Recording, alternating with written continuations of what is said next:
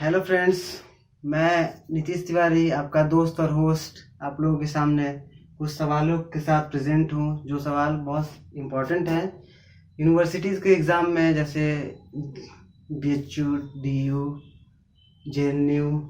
तो चलिए शुरू करते हैं। और ये सारे सवाल आज का हम लोग का टोटल इलेक्ट्रोस्टैट्स से रहेगा। तो चलिए शुरू करते हैं पहले सवाल के साथ। तो पहला सवाल है, an infinite number of charges each equals to q are placed along the x axis at distance x is equals to 1 2 4 8। मतलब क्या कि ये x एक्सिस है, यहाँ पे 0 0 है, 1 2 4 8 एंड सो ऑन, ऐसे ही होगा। और सारे जगह पे चार्जेस रखे हुए हैं जिनका मैग्नीट्यूड है Q। यहाँ भी है, यहाँ भी है, यहाँ भी है, यहाँ भी है, यहाँ भी है, ऐसे ही चलते जा रहा है। तो सवाल पूछा जा रहा है, find the force on the charge Q not placed at x is equal to 0। मतलब Q नॉट कहाँ रखा गया है? 0 पे, ओरिजिन पे रखा गया है। यहाँ पे है Q नॉट। तो चलिए इसको बनाने के लिए हम लोग का बहुत ही इम्पॉर्टेंट फॉर्मूला है कूलम्ब्स लॉ, जिससे आप लोग भली भांति परिचित हैं। तो चलिए कूलम्ब्स लॉ का यूज करके इस सवाल को बनाते हैं। तो चलिए लिखते हैं। तो फोर्स इज इक्वल्स टू, हम लोग जानते हैं क्या होता है कूलम्ब्स लॉ, कि Q1 Q2 upon R square. ये दो चार्जेस के बीच में फोर्स है। अगर दो चार्ज R डिस्टेंस पे रखा गया है तो दोनों चार्ज के बीच में ये फोर्स है। तो यही फॉर्मूला का यूज करते हैं। तो चलिए देखते हैं कैसे। अब पहले ये वाले चार्ज के चलते इस वाले चार्ज पे फोर्स देखते हैं। और फोर्स हम लोग जानते हैं कि अगर सिमिलर चार्जेस होंगे तो हमेशा रिपेल करेगा, और अगर सिमिलर नहीं होंगे तो अट्रैक्ट करेगा। जैसे प्लस प्लस है तो रिपेल करेगा, माइनस माइनस है तो रिपेल करेगा, माइनस प्लस है तो अट्रैक्ट करेगा। यहाँ पे प्लस प्लस है चार्ज तो रिपेल करेगा, और तो रिपेल करेगा तो ये फोर्स इस पे लगाएगा इधर माइनस एक्स डायरेक्शन में। उसी तरह ये भी इधर माइनस एक्स डायरेक्शन में लगाएगा।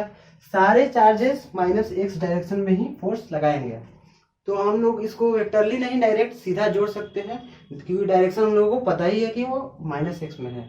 तो चलिए लिखते हैं फोर्स का फॉर्मूला, कि ये Q1 और ये Q2, Q नॉट ये Q अपन ये इसके बीच की दूरी है 1 स्क्वायर। ये इसके चलते हुआ, तो वैसे ही इसके चलते भी लिखेंगे, प्लस के ये वाला चार्ज Q नॉट इंटू ये वाला चार्ज Q अपन ये वाला डिस्टेंस जो कि 2 है, दिया हुआ है सवाल में 2 का स्क्वायर। वैसे ही हम लोग इसके चलते लिखेंगे, तो के Q नॉट Q अपन ये डिस्टेंस 4 है तो ये 4 का स्क्वायर लिखेंगे। ऐसे ही इसके चलते भी लिखेंगे हम लोग, तो के Q नॉट ये भी चार्ज Q है, और डिस्टेंस यहाँ से यहाँ तक की दूरी 8 दी हुई है तो 8 लिखेंगे, 8 का स्क्वायर, प्लस 1 ऐसे ही बढ़ते चलेगा।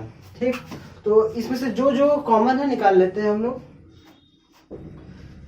तो के Q नॉट Q यही कॉमन है सब में, इतना चीज इतना कॉमन है, ये भी ये भी ये भी ये भी।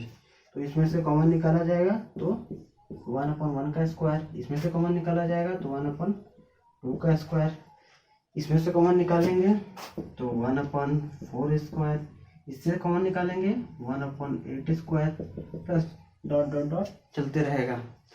तो यहाँ तक तो हम लोग का फिजिक्स खत्म हो गया। अब आता है ये सीरीज को सॉल्व करना, सम ऑफ दिस सीरीज। तो ऐसे दिखने से लग रहा है कि ये जीपी है, क्योंकि अगर कॉमन रेशियो निकालेंगे दो टर्म्स के बीच में तो देखिए क्या होगा। अगर ये दोनों के बीच में कॉमन रेशियो निकालेंगे तो 1/2 स्क्वायर ही आ रहा है।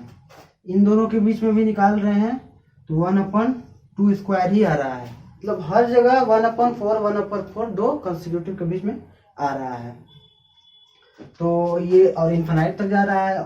तो हम लोग जानते हैं कि sum of infinite series of GP होता है AC is equals to first term अपन 1 अपन common ratio, 1 minus common ratio, वो होता है फॉर्मूला। तो वही फॉर्मूला को यहाँ पे यूज करते हैं इसको जोड़ने के लिए। ठीक, तो चलिए देखते हैं, हम लोग इसको लिखते हैं, यहीं पे सॉल्व कर देते हैं। Q not Q, first term हम लोग का 1/1 स्क्वायर है, मतलब 1 ही है। वो ये फर्स्ट टर्म होता है, यहाँ पे ये फर्स्ट टर्म होता है, ये कॉमन रेशियो होता है।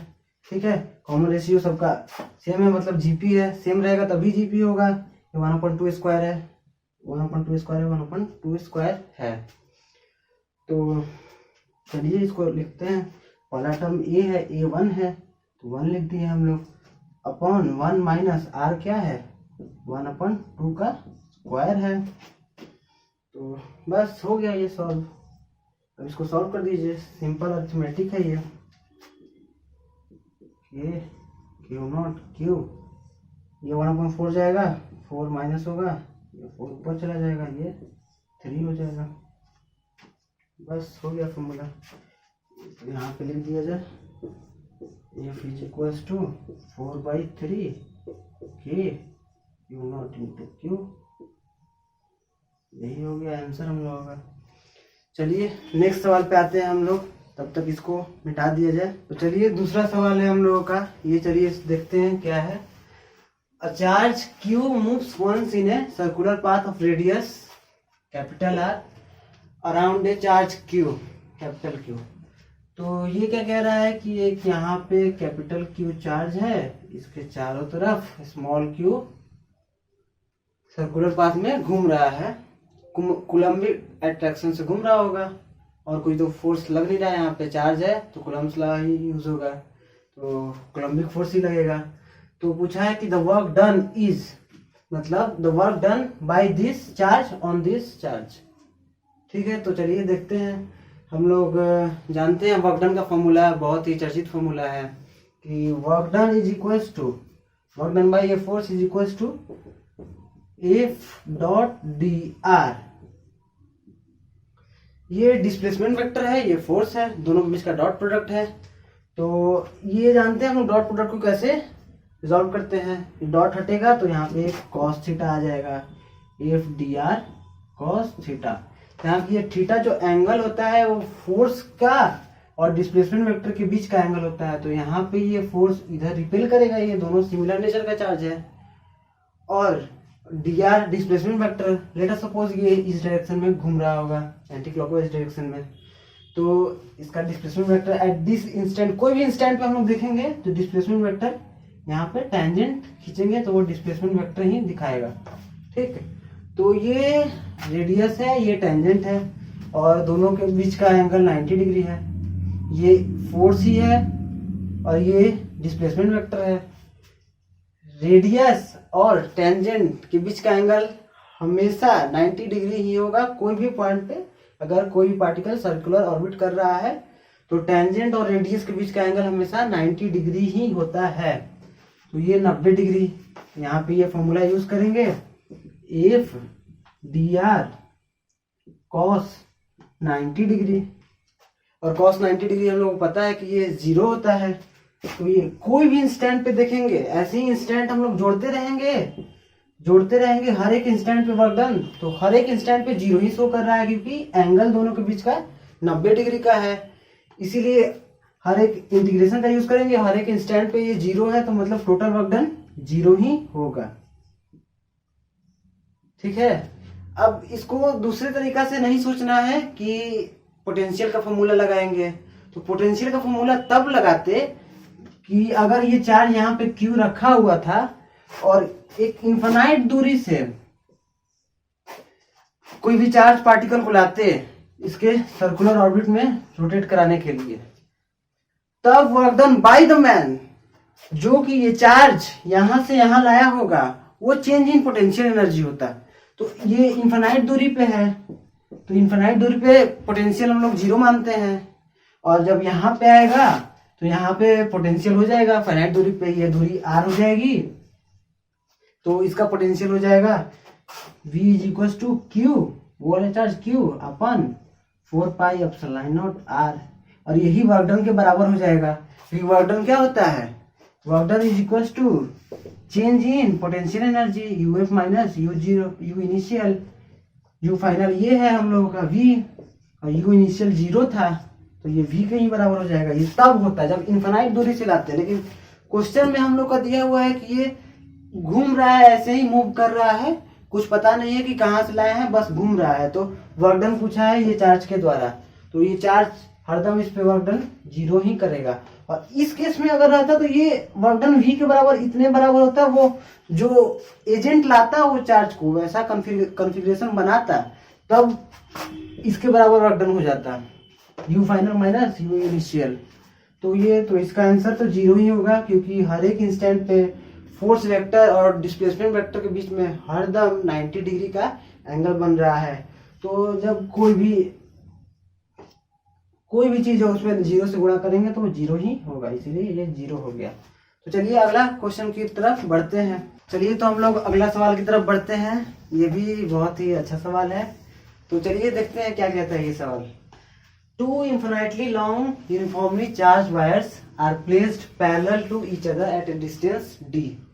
मतलब दो ही लाइन चार्जेस हैं इनफिनिटली, इन दोनों के बीच की दूरी है d।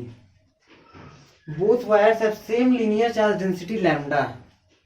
चार्ज डेंसिटी दोनों वायर का सेम है, लैम्डा इसका भी सेम है, इसका भी लैम्डा ही है। The force per unit length on each wire will be.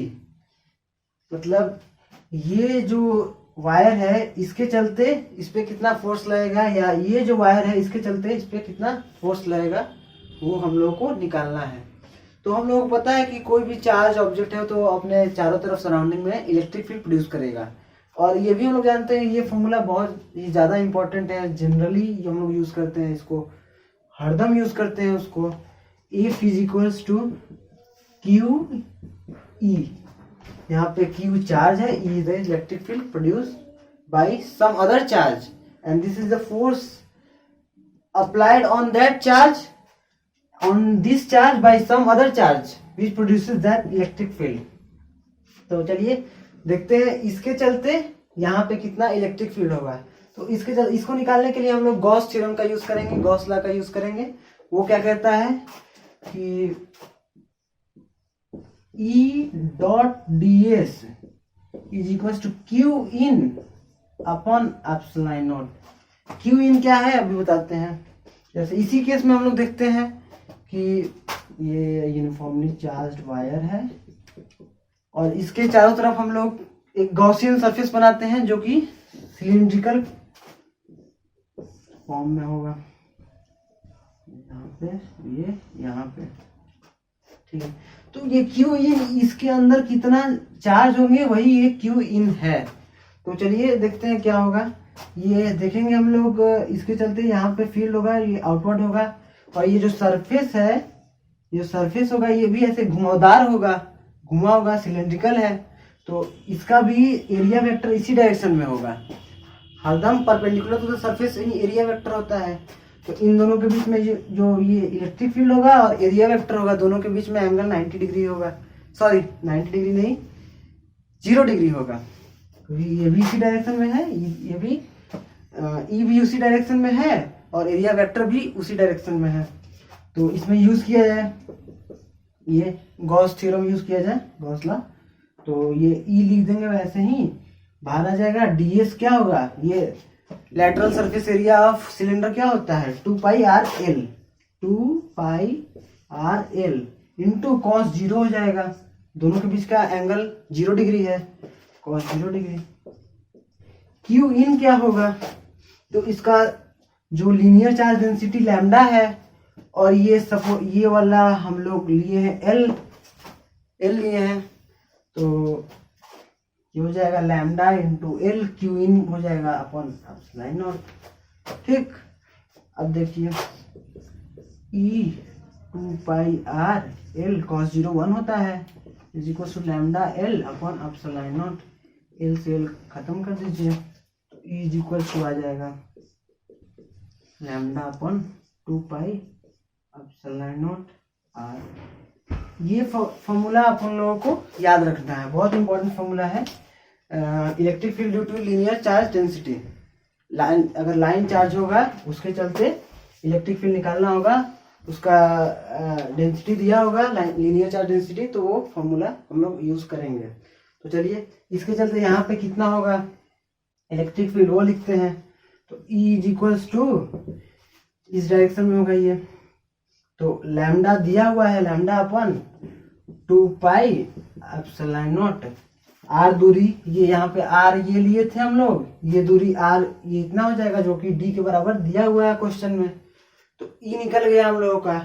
अब सिंपली हम लोग जानते हैं formula F is equals to Q into E, वही फॉर्मूला लगा दिया जाए। तो F is equals to Q, Q क्या होगा इस सरफेस पे कितना चार्ज होगा, तो ये सरफेस का linear charge density into length of this surface, length of this surface. और क्वेश्चन में क्या दिया हुआ है पर यूनिट लेंथ, तो पर यूनिट मतलब मैग्नीट्यूड उसका 1 ही रहेगा, बाकी वो आप जो भी लेना चाहें। तो लैम्डा इंटू 1 हो जाएगा इंटू ई हो जाएगा, क्योंकि लैम्डा है 2 pi epsilon not D, lambda square 2 pi epsilon not D. ये यहाँ पे पर यूनिट लेंथ दिया हुआ है, तो एक यूनिट लेंथ में कितना चार्ज होगा लैम्डा इंटू 1 हो जाएगा, वही यूज किए हैं हम लोग, फिर गुणा कर दिए हैं lambda square 2 pi epsilon not D. तो चलिए आज के लिए इतना काफी है, बाकी हम लोग अगले क्लास में करेंगे। तब तक ले आप बताइए वीडियो कैसा लगा, कुछ गलत हुआ हो तो बताइएगा वो भी जरूर। तब तक लिए ये वीडियो को अगर पसंद आया हो तो लाइक कीजिए, सब्सक्राइब कीजिए और बेल आइकन को दबाइए। Thank you.